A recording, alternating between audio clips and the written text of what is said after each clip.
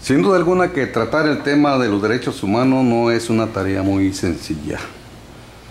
Sabemos que la población crece en manera matemática increíble. Una población de México era de 110 millones hace poco y ahora casi llegamos a los 120. Nayarit no canta mal las rancheras, rebasamos el 1.000.000 de habitantes y por ende la complejidad se hace cada día más difícil en cuestión de tareas como el respeto a los derechos humanos. Pero aquí está nuestro gran amigo, el licenciado Huicatl Rivas, para que nos hable acerca de cuál ha sido el avance en estos años en cuanto a la cuestión de los derechos humanos en Nayarit, si es tan amable, licenciado. Muchas gracias. Antes Cómo no, con todo gusto. Mira, primeramente habría que contextualizar un poco la situación que prevalece en la actualidad. En la actualidad tenemos grandes avances legislativos en materia del respeto a los derechos humanos. Es decir, a partir de la reforma constitucional del 2011, se estableció como eje fundamental de toda la actuación del Estado, trátese de los 3 órdenes de gobierno, la promoción, la difusión, el respeto a los derechos humanos. Todo actuar de gobierno debe estar precisamente orientado a tener como centro de toda su función a la persona y a la dignidad de la persona humana. En ese sentido, hemos avanzado grandemente en establecer instrumentos legales, reformas constitucionales, a su vez las leyes secundarias y desde luego incorporando a este andamiaje jurídico los instrumentos internacionales que México como Estado ha suscrito y que lo obligan también ante la comunidad internacional. En ese sentido hay grandes avances. ¿Qué resta? Bueno, hay un gran reto en pasar de estos instrumentos legislativos, de estas reformas constitucionales, de estas leyes secundarias, a la aplicación real de estos derechos humanos y este respeto a los derechos humanos. En este campo de los derechos humanos es un abanico muy grande, en el cual deben de establecerse también políticas de Estado que vayan más allá de situaciones coyunturales o de periodos, en su caso de gobierno. Deben ser políticas de Estado que trasciendan y que con ello se esté dando cumplimiento también a lo que mandata la propia Constitución en el sentido de una planeación democrática. ¿A qué me refiero? A que los programas de gobierno y los planes de desarrollo deben de contemplar como eje fundamental el respeto a los derechos humanos. Estamos hablando de generar condiciones de desarrollo y de bienestar para todas las personas. En ese sentido, el tema y la perspectiva de derechos humanos debe estar presente en todo el actuar de un gobierno. De ahí que el gran reto sea precisamente el concretar acciones que sean tendentes a brindar esa dignidad a la persona, que generar condiciones de desarrollo, una convivencia armónica adecuada, condiciones de trabajo, de vivienda, de salud. Todos estos derechos son derechos ya consagrados en la propia Constitución, de tal manera que no se entendería el actuar de un gobierno si no está enfocado a esa protección. Por otro lado, nosotros como organismo protector de los derechos humanos hemos impulsado también acciones que tienen que ver con la prevención. Esto es, que vayamos cada día a generar una mayor cultura de respeto a los derechos humanos. Por ello hemos realizado también acciones que llevan desde los menores, es decir, desde que se encuentran en un jardín de niños, hemos llevado la capacitación, la orientación, las charlas, para generar en ellos una conciencia, primeramente de conocer cuáles son sus derechos y también a la vez, guardando un equilibrio, cuáles son los deberes que deben de observar para sí, para con la familia, para con la sociedad, para con el propio Estado. Y en esa medida ir nosotros avanzando y transitando a mejores estadios de convivencia. Esa es una función primordial. Debemos enfocar también mucho las acciones a reforzar lo que es la educación, brindada en los valores que consagra también la propia Constitución y desde luego con una perspectiva de derechos humanos. Una educación tanto básica, media superior y superior también, para que podamos, en esta medida que los ciudadanos conozcan mayormente lo que son sus derechos humanos, tendrán la posibilidad también de denunciarlo y algo muy importante, exigir su cumplimiento. Por ello, de manera paralela a lo que son las actividades de protección propiamente, llevamos a cabo estas acciones de prevención. importantísimas, y en ellos transitamos nosotros y recorremos tanto la capital como los demás municipios que conforman nuestro estado. Por su parte, en materia de protección a los derechos humanos, hemos privilegiado también la sustanciación de los procedimientos y que estos sean cortos, breves y de un fácil acceso para todo el ciudadano. Y en ellos no esperamos nosotros a emitir una determinación o una recomendación que sería la resolución final de un procedimiento, sino que con anterioridad, si existe la posibilidad de llegar a una conciliación con la autoridad, siempre teniendo como premisa principal la legalidad y el cumplimiento del respeto a los derechos del quejoso, podemos nosotros culminar de manera anticipada esos procedimientos a través de esta amigable composición que tiene muchas veces el ciudadano con la autoridad, en aquellos casos que no se trata de violaciones graves a los derechos humanos, y siempre, desde luego, en beneficio del quejoso. De esa manera hemos podido resolver nosotros la gran mayoría de los expedientes que se llevan a cabo aquí y que se sustancian aquí por violaciones a los derechos humanos de las distintas autoridades, de toda vez que nosotros, aun cuando nuestra competencia radica en conocer de actos violatorios de autoridades de carácter estatal y municipal, no obstante ello, a través de los convenios de colaboración que tenemos suscritos con la Comisión Nacional de los Derechos Humanos, pues también llevamos a cabo la erradicación de asuntos en los que intervienen autoridades federales. Esta erradicación es para efectos de conocer a prevención, de dictar algunas medidas cautelares en su momento y recabar las diligencias primarias. Posteriormente nosotros nos turnamos a la autoridad federal y es ella quien, en su caso, emite los pronunciamientos correspondientes. No obstante ello, nosotros hemos emitido ya una serie de recomendaciones en lo que va de nuestra gestión, recomendaciones que han sido aceptadas en su totalidad, en las que muchas de ellas se contiene también no solo la petición de instaurar procedimientos administrativos sancionadores que se hacen, se entablan y que concluyen con alguna sanción para aquellos servidores públicos que se apartan de su quehacer o que se separan del marco jurídico que los rige. En algunas otras se contienen también reparaciones del daño que pueden consistir, en su caso, en indemnizaciones, otras veces en atención médica o psicológica, garantías de no repetición de dichos actos, y en los que también hemos podido tener la respuesta de la autoridad en el sentido de dar cumplimiento a estas indemnizaciones. Para nosotros, que quisiéramos que no existiera ni una sola de las violaciones a ello. Sin embargo, pues conocemos lo que es el quehacer y el actuar gubernamental, y lo que esperamos nosotros es que cuando se presenta una situación de vulneración de derechos, pues haya una consecuencia también por parte del propio gobierno para sancionar a aquellos servidores públicos que, repito, se apartan de lo que le mandata la propia ley. En ese sentido, nosotros hemos obtenido respuestas, seguiremos insistiendo. Para nosotros, un solo caso de violación a los derechos humanos pues es un caso que amerita de toda la atención y toda la gestión necesaria que tiene encomendada tanto constitucional como legalmente este organismo. Licenciado, sin duda alguna, yo hablaba desde un principio de la complejidad que tiene esto por el crecimiento que tiene el país y el mundo en este momento. Los factores sin duda son de carácter, la mayoría considero que llevan una relación, dos cosas, factor económico y factor de cultura. La educación sabemos que se da en el hogar. En la escuela se forman a los alumnos en conocimientos tecnológicos, matemáticas, biología, pero principalmente la fuente de los valores está hecha en el hogar. En este principio usted hablaba de una prevención. ¿De qué manera se enfoca este trabajo a los hogares? Efectivamente, la primera educación que recibe una persona es en su casa, en la familia, en el seno del hogar. De ahí que nosotros también tengamos estas charlas, estas orientaciones, seminarios o conferencias, talleres que realizamos al público en general, a la comunidad en general, dirigidos también en especial en muchas ocasiones a una comunidad educativa.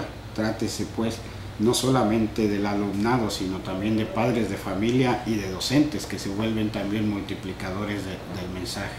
En esta medida en que estemos formando ciudadanos en la cultura del respeto a los derechos humanos, estaremos contribuyendo también a la formación de una sociedad más política, en el sentido del análisis también de la cosa pública, que sea también una que cumpla y vele por el cumplimiento de los principios y los valores que deben regir, no solamente en materia legal, sino algo muy importante, que es la responsabilidad ética que todos debemos tener, más en el quehacer público. Es indispensable que así sea. Hay grandes retos, desde luego, esta expansión demográfica que se tiene actualmente, pues desde luego que afecta también el cumplimiento de los derechos que tienen que ver con los derechos sociales, económicos y culturales de todos. De ahí que haya tantos retos, no solo para los organismos defensores de derechos humanos, sino también para quienes están llevando a cabo acciones de gobierno. En ese sentido también deben de buscarse los mecanismos que propicien ese desarrollo, que genere también condiciones para que la propia comunidad tenga sus medios de subsistencia y no solamente se enfoquen a tareas asistenciales o acciones asistenciales, sino que se deben de generar condiciones para que sea la propia persona quien genere sus propios recursos, y con ello podamos también aspirar a, como lo refería anteriormente, una convivencia más armónica, donde también se estén cumpliendo con estos derechos que tienen que ver con la dignidad humana, una vivienda digna, un trabajo digno, que desde luego todo ello contribuirá a la búsqueda de la felicidad de cada persona. Finalmente, licenciado, otra de las cosas que nos quedan por aquí sería esta, la última pregunta. En cuanto al aspecto de los recursos que ustedes requieren para mover todo ese tipo de aparato que se requiere precisamente llevar con inspectores, con visitadores, con personas que están dentro de lo que es derechos humanos en Nayarit, ¿realmente hay un presupuesto designado digno? ¿O creen ustedes que hace falta un poquito de más inyección económica para que esto funcione mejor? Bueno, tenemos nosotros el proyecto y el presupuesto que nos asigna el propio Congreso del Estado. Sin embargo, debemos decir que el abanico es muy amplio. En esa medida se han creado también productos legislativos, cuerpos legislativos, en el sentido de generar nuevas disposiciones y encomiendas también a la propia comisión. Se ha sido un avance en reglamentar, en legislar en ciertas materias y ampliar ese abanico de derechos. Creo que todas estas disposiciones legales también deben de venir acompañadas de la previsión presupuestal correspondiente. Es decir, si damos un avance en materia de discapacidad, pues estos programas también que tienen que ver con discapacidad, pues deben de venir acompañados de una previsión presupuestal. Trátese también de problemas que atender en materia de discriminación, las ampliaciones de competencia, por ejemplo, en materia laboral, deben de tener también su suficiencia presupuestaria. En ese sentido, debemos nosotros aún nos falta camino por recorrer. Actualmente tenemos un presupuesto que es equivalente al 0.1% del presupuesto total del Estado. Quizás lo que las instituciones defensoras de derechos humanos, trátese aquí en el Estado como en las demás del país, aspiran a tener por lo menos un cuarto de punto porcentual en lo que se refiere a materia presupuestal. O en su caso también, como existen en otras legislaciones, que en la medida que va incrementando también el presupuesto estatal, en esa medida también debe de repercutir el incremento en los presupuestos de los organismos autónomos. De tal manera que sí hay ahí pendientes, falta equilibrar algunas cuestiones para que también esto propicie y se tenga condiciones de generar y cumplir mayormente con la encomienda constitucional y legal. Efectivamente existen muchas diligencias, existen trabajos por hacer y existe todavía mucha tarea y mucho campo en el cual se tiene que trabajar arduamente. Señor, se me olvidaba un dato muy importante. ¿Cómo ha sido el gobierno de Roberto Sandoval Castañeda en 4 años en cuanto a derechos humanos? Bueno, nosotros hemos visto una disposición y una voluntad a atender en materia de derechos humanos.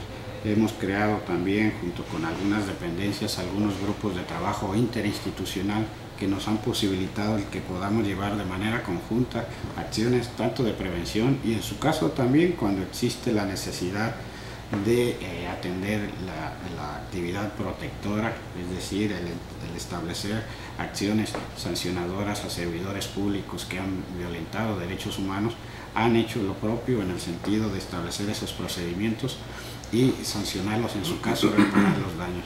De tal manera que el gobierno del Estado y el organismo protector de los derechos humanos no son instituciones antagónicas. Nosotros como organismo protector somos un organismo de Estado que debemos también ser, en su caso, coadyuvantes de una función. Cada uno desde su ámbito de competencia debe velar por el interés del ciudadano y en ese sentido creo que podemos también establecer alianzas sin que cada uno, repito, en el ámbito de su competencia esté cumpliendo con sus funciones. En ese sentido nosotros, repito, hemos creado en materia de prevención acciones conjuntas y en el otro pues hemos realizado trabajos también interinstitucionales. Licenciado, para terminar, ¿cómo se sigue trabajando en el tema de las penales? Ajá.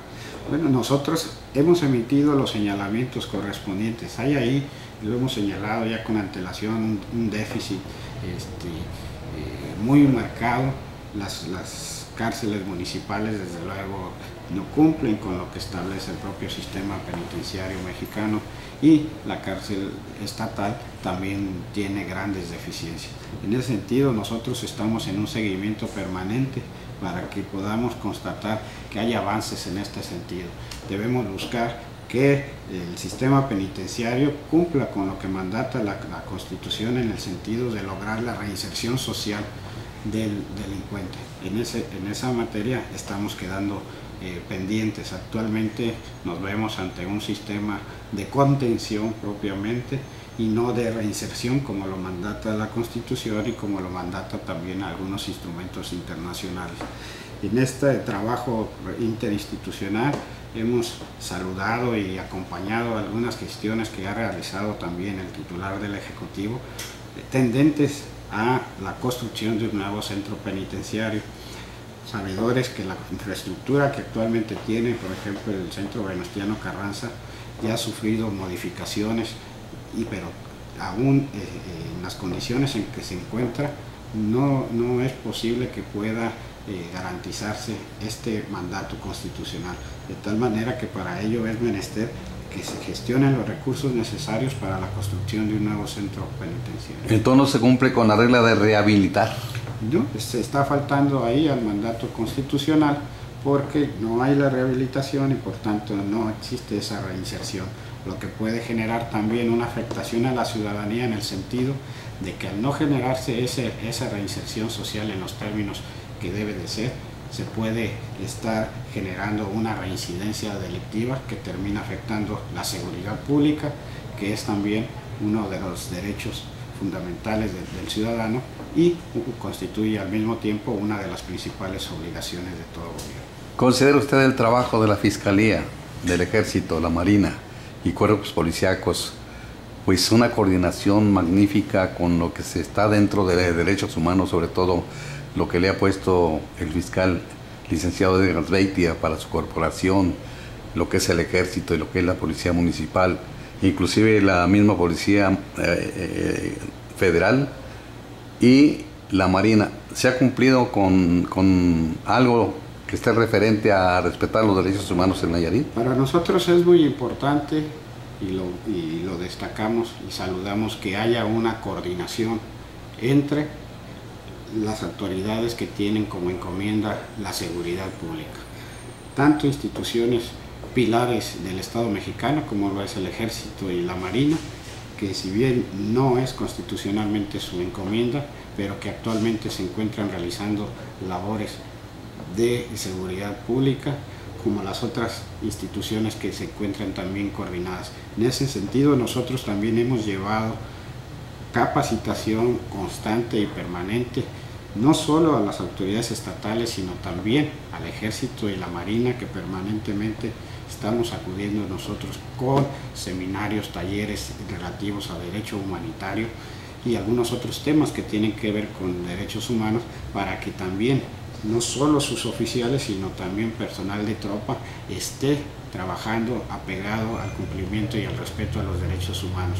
Para nosotros es importante, sí, que se dé una función primordial de seguridad pública, pero esta seguridad pública no tiene por qué estar en conflicto ni tener